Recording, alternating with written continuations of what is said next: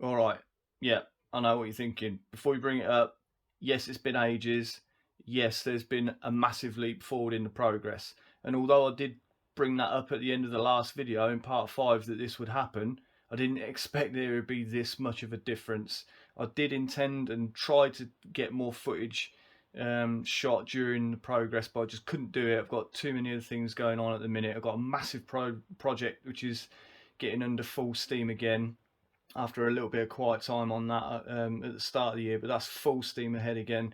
So that's been taking up most of my time. So I didn't have the opportunity to get the camera out and spend proper time on this project. It was just sort of fitted in the odd few minutes here and there, or an hour here and there in the evening.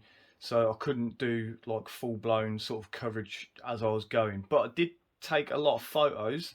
So what I'll do for this video is it will be a bit of an info dump catch up to try and describe as best I can, like through the photos, showing you how we got from the end of part 5 to where we are now.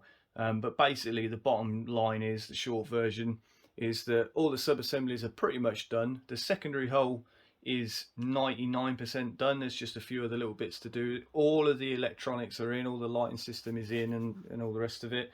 The nacelles are nearly finished. The saucer section is still in 2/2 at the moment, and it will stay that way for a little bit longer. I'll go into the reasons why maybe at the end of this video, probably more likely in the next one in part 7. So before we move on, I just need to mention a YouTube channel that was absolutely invaluable to this project and for the lighting effects, and that's Ostrich Longneck. I'll put a link to that channel in the description for this video. And basically what Trevor has done is created a playlist called Electronics for Model Builders, and it's intended for people that have absolutely no clue what Arduino is, and to get you from not knowing anything about it to being able to program and build your own lighting system, which includes every kind of effect, including sound effects for the Enterprise Refit. It's absolutely brilliant. There's 15 videos.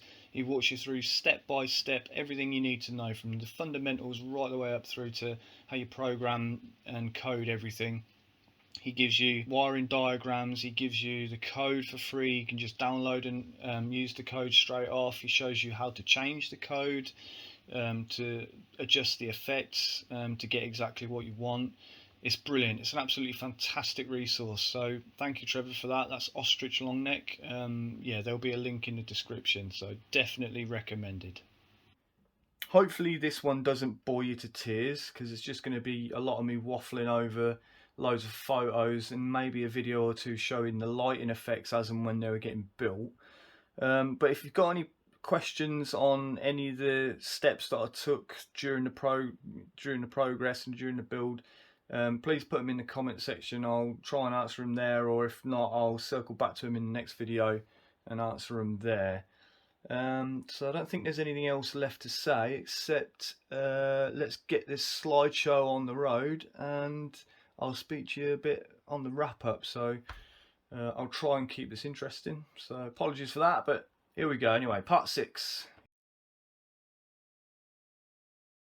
Right, starting with the fantail shuttle bay part. You can see how bad the fit is still there, but it's in progress, trying to get it close as possible. There's not much of the kit part plastic left, or like the shapeways plastic left, particularly at the bottom between my finger and my thumb there, those bottom corners. I've basically gone all the way through that plastic into the filler, so that's just how much needed to come off there. So not good.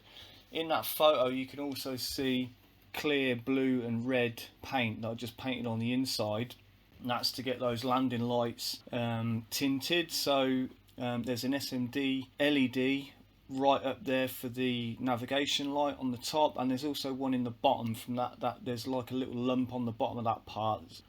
There's a light there that flashes as well, so you can just about see that. It's covered with some black plastic there, so the light flashing doesn't get picked up. You see there's a 2mm white LED that will light up that back area, and like I say, it will light those tinted window or landing control lights or whatever they are on the back of that fantail detail. Here are the pylon lower floodlights being installed. They'll light up the backside or the underside of the pylons. They're just 2mm LEDs, sort of telescoped into some heat shrink tubing that focuses the beam. There's another look at them. And there you go, that's the sort of light splash you get under. It's not total darkness, that's sort of standard room lighting, so very effective. And the next photo there shows the upper sort of surface floodlights created exactly the same way. And there's the fantail lights with a fair amount of light leaks still, but you can see the effect that's going to be achieved there. Those control room lights are red and the blue lights on either side of the doors, so when that's all light blocked it'll be a lot tidier. Moving on to the deflector dish now, you can see I've used one of those Edison filament LED things that people are going mental for at the moment. Pretty good. You can see here I've made some small light boxes for 4 yellow SMD LEDs to do the RCS thruster around the outside, and you see them sort of put in place there, and some silver tape to block the light, and that's how they look from the outside, so pretty good. And then the colour change LED for the, no sorry, it's not a colour change LED, it's just an amber LED in the middle there, to take care of the colour change between the standby mode and the warp effect, so that and you'll see that coming up in a minute, the way the lights change. You've got the ring of lights on the back of that part. I didn't have the photo etch, and it didn't come moulded on the part. This is an old part, so this is my attempt at it with masking off, as you can see there, and then bomb a load of primer on the back, take all that masking off, and it gives you a ring of lights. It's pretty effective, not perfect, but it looks pretty good. I can live with that. By the time it's all put together in detail, it looks pretty good. So there you go, there you can see the amber LED in the middle there, sort of an orange amber LED. And here's a video of the effect, powering down and then going to warp mode there.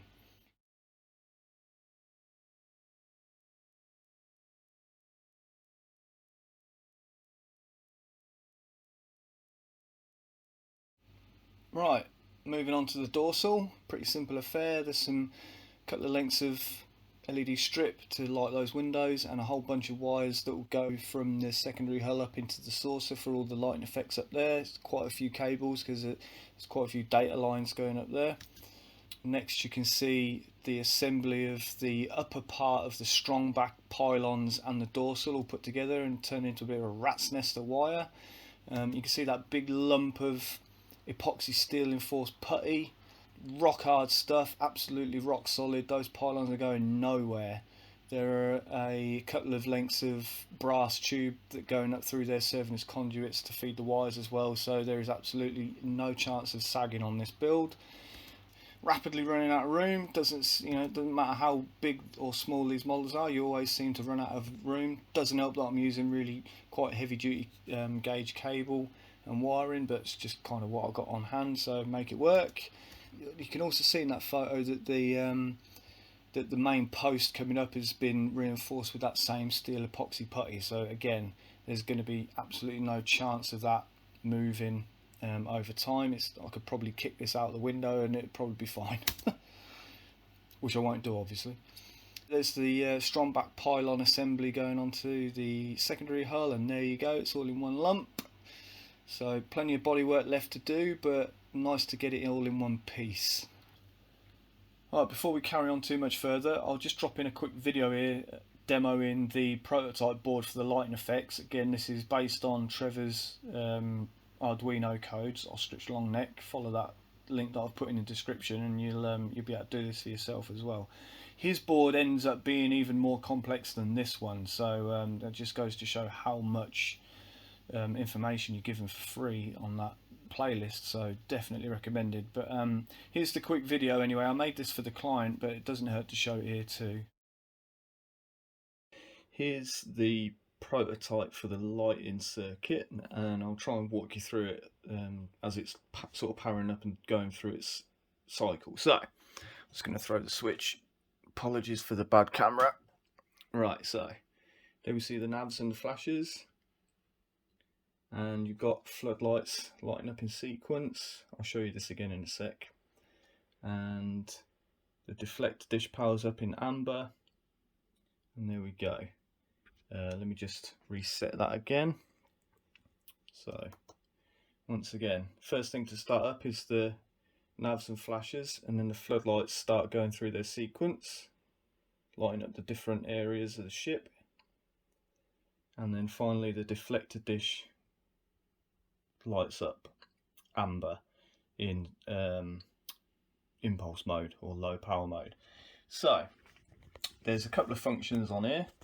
The first one is if we press this button, there's your torpedo launch effect if you want those. So that works pretty well. And the second effect is going from impulse to warp mode. So what will happen is I'll press this button and the deflector dish will power down the yellow LED and light up the blue one, and at the same time the nacelle grills will light up blue. So see, it fades down and all these blue lights fade up, and then if we press it again they fade down and the amber one fades back up. So that's your warp mode select. And obviously your torpedoes work, you know, whenever you want, if you want to include those. So I hope that makes sense. If not, let me know and I'll try and talk through it a little bit more.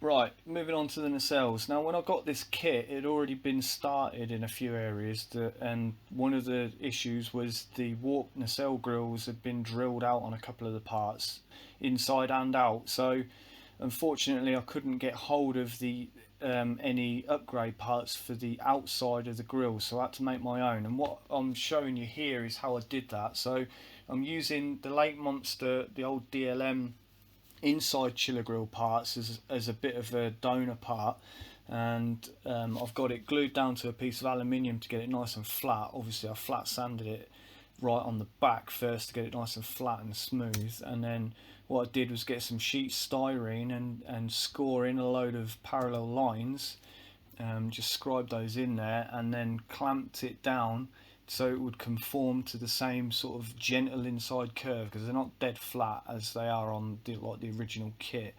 There's a sort of inside sort of curvature to the part, so you see there's a whole bunch of clamps there to get it to conform to that old DLM part. And there you go, they're trimmed up and ready to get molded. So the next job was to make a mold, and you can see a mold and the first set of resin parts.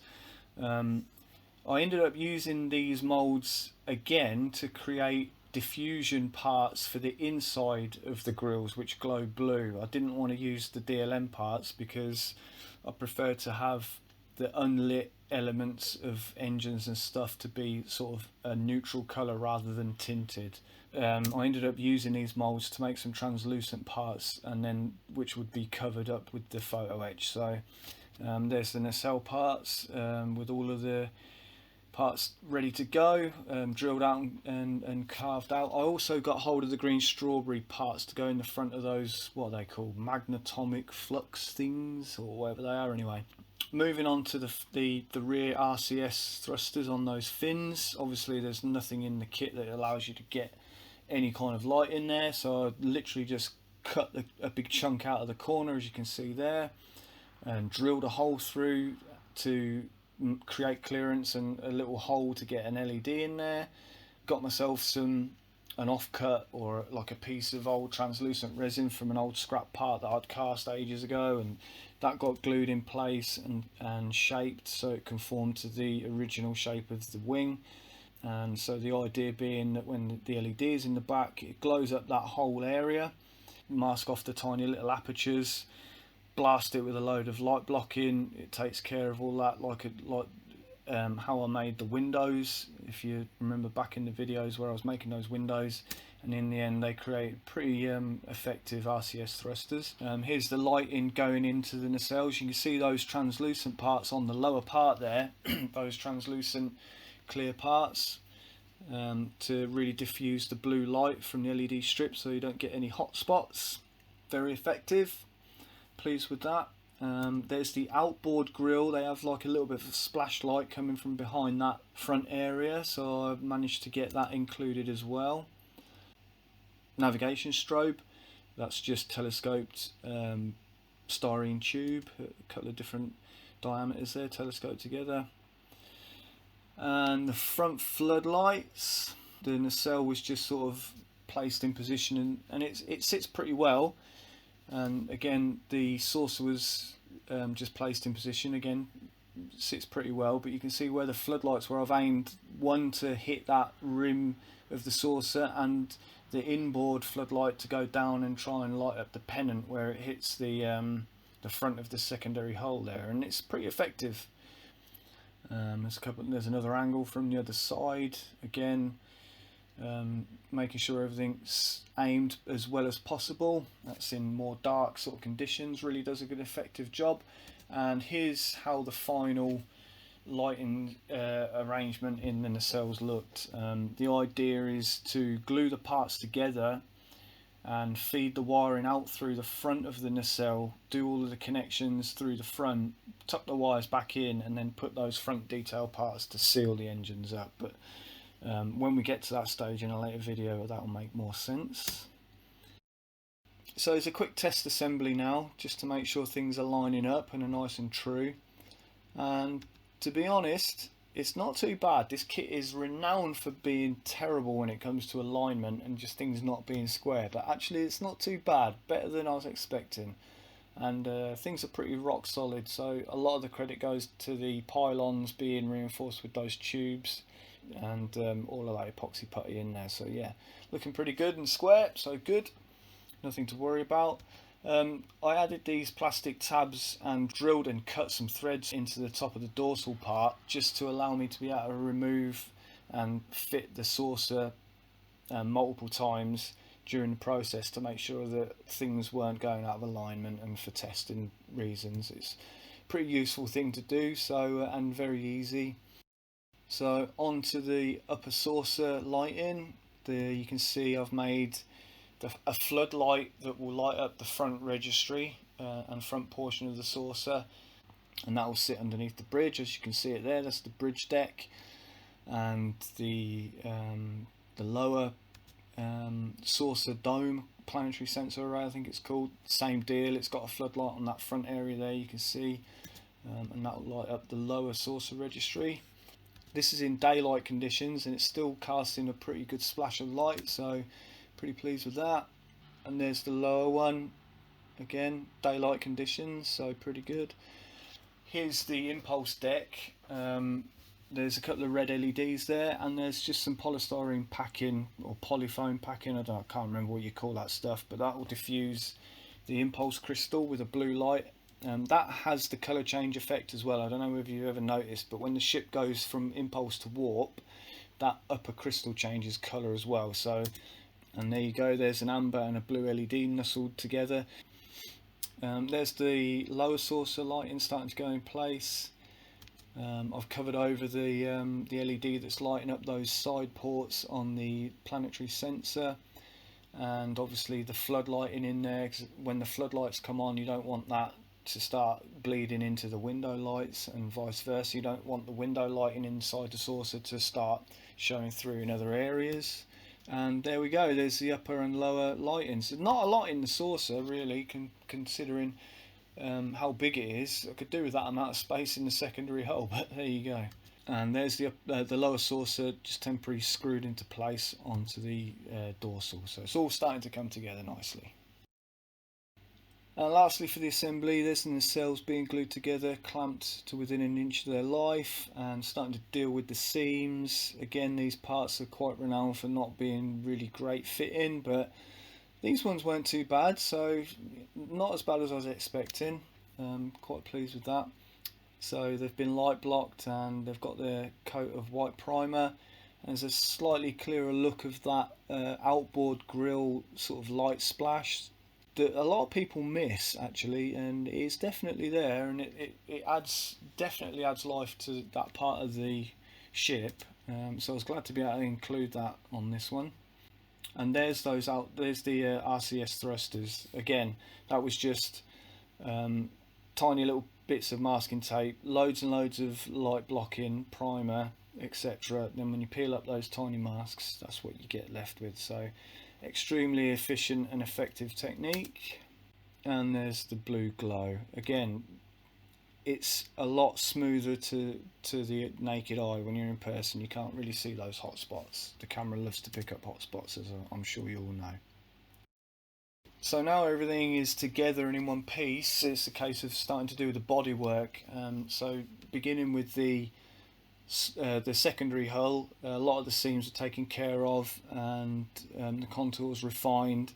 A few layers of primer later, and I realised I need to start rescribing a load of the grid lines. So here's some quite heavy duty vinyl strips that will act like scribe guides to recreate where the missing scribe lines are. Just a few gentle passes with the scribing tool does the trick. There's that scalloped area on the lower secondary hull and around the strong back spine, if you like, that needed to be rescribed. There's some scoops on the top of the navigational deflector housing. I don't know what function they perform, but there they are, starting to carve those in. And the recesses that are on the front and back edges of the pylons were god awful on this kit when you put it together. So and the Power Graphics photo etch part comes with replacements for these, but what I found was two issues with that. One, by the time you've got the pylons together, those grills details are too wide, so they'll never fit the kit parts unless you shim the kit parts and make them slightly oversized. And two, they have an etched sort of detail on them, which actually isn't present on the original model. It's just smooth, those recesses. So I opted not to use those. So I filled in the recesses with epoxy putty, sanded it all smooth, put some mask strips on there, a couple of layers of primer, peeled them up. You know the routine, same way I made the windows, and there you go. Everything's been rescribed, all the lines have been rescribed, looks really good. There's a few more touch-ups here and there need to be taken care of, but nothing too bad. Looks nice and clean, nice and solid, square. So it's turning out pretty good considering the nightmare that this kit is famous for being. And there we go, white primer, ready for the first base coat. So there we have it. I hope that makes sense, all of that stuff. As I said earlier at the start of the video, if you've got any questions or comments, or if something's not clear, or whatever, drop it in the comment below, and I'll answer it either directly there, or if it needs a little bit more sort of in-person explanation, I'll try and include it in the next video. So next steps are really to get the saucer section halves primed and finished off and preened and everything up to the state that the secondary hull and the nacelles are at. Well, the nacelles need a little bit more work obviously, but try and get everything up to primer, and then we're going to start messing around with base coating it in the first colour and starting on the Aztec painting. So, and that's going to be a bit of a laugh because as you're probably well aware, this ship has got quite the complex paint scheme, although this is going to be specific to Star Trek 6, which is a little bit more forgiving and not necessarily more simple, but it's just a slightly different method of painting it than the iridescent colours and stuff like that. So, but I'll go into all that stuff in part 7 in the next video. So until then, thanks for watching, thanks for keeping up with the progress. I know it's been a long time, again I apologise. Hopefully the next set of videos won't have so much of a gap, because I really want to get this project done. The client has been really patient, really understanding, and for that I've thank him very much for his patience and understanding. I want to make sure that this is the best it can be for him to make it worth his weight. So yeah, all that being said, I'm going to get out of here and crack on with this, and I'll see you in part 7 for some paint. See you soon.